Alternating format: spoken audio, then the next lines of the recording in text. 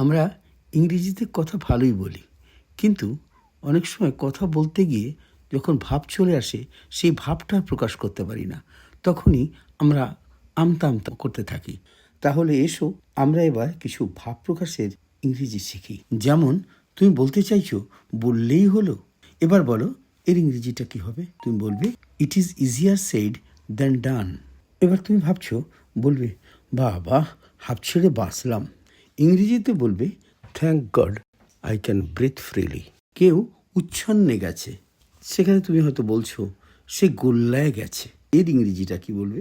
He has gone to the dogs. এবার তুমি ভাবছো তিনি একাই 100, he is host in himself. এভাবেই তুমি চর্চা করবে। যেমন আমি একাই 100, I am host in myself. তুমি একাই 100, you are host in yourself. এমনি মজার ইংরেজি শিখতে পেজটা ফলো করো।